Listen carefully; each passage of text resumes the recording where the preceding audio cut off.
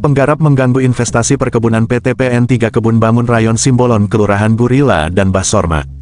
Para penggarap masih membandal dan berdegil, tetap menguasai sebagian kecil tanah HGU PT PN3 Gurila dan Basorma. Laporan Delik Sumut TV, Jumat tanggal 30 Juni tahun 2023.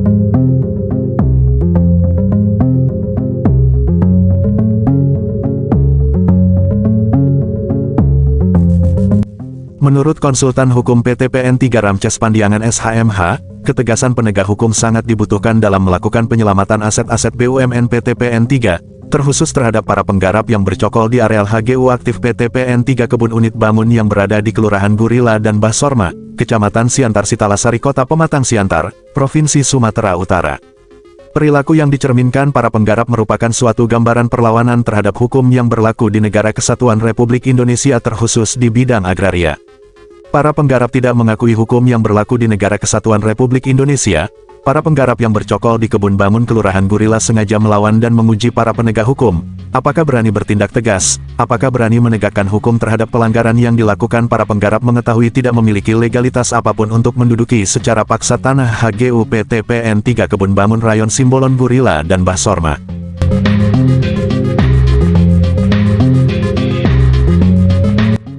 Dalam hal ini pihak perkebunan PT PN3 sudah sangat membuka diri.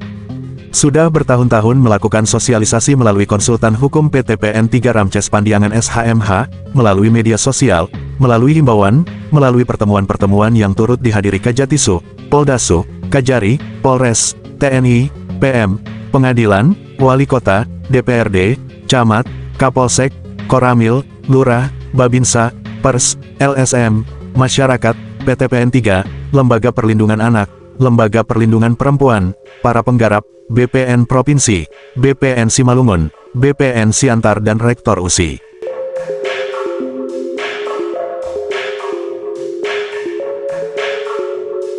Penjelasan BPN Siantar dan Simalungun cukup jelas bahwa HGU PT PN3 nomor 1 Pematang Siantar berlaku sampai 2029, dan menurut sertifikat HGU yang dimiliki PT PN3 hanya PT PN3 lah yang memiliki hak untuk melakukan penguasaan dan menguasai. Penjelasan BPN ini sudah cukup jelas dan tegas. Dengan demikian seharusnya pihak aparat penegak hukum dapat melakukan tindakan-tindakan yang cukup terukur terhadap para penggarap. Bukankah para penggarap tidak memiliki legalitas apapun? Apakah pelanggaran hukum ini dibiarkan begitu saja? Bukankah hal ini mencoreng wajah hukum di Siantar ini? Ucap Ramces Pandiangan, Jumat tanggal 29 Juni tahun 2023.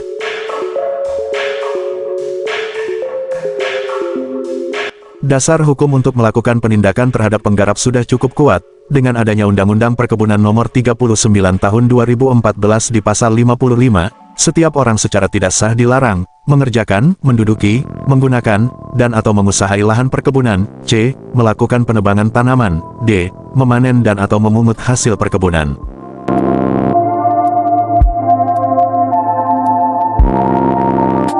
Dalam Undang-Undang Perkebunan Nomor 39 Tahun 2014 Pasal 107 menjelaskan, setiap orang secara tidak sah yang mengerjakan, menggunakan, menduduki, dan atau menguasai lahan perkebunan, melakukan penebangan tanaman dalam kawasan perkebunan atau memanen dan atau memungut hasil perkebunan.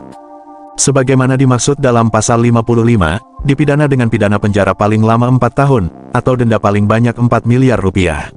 BUMN PT PN3 ini merupakan perusahaan negara, jadi semua harus bertanggung jawab untuk menjaga dan memajukan, baik aparat penegak hukum dan semua masyarakat Indonesia, tutur konsultan hukum PT PN3.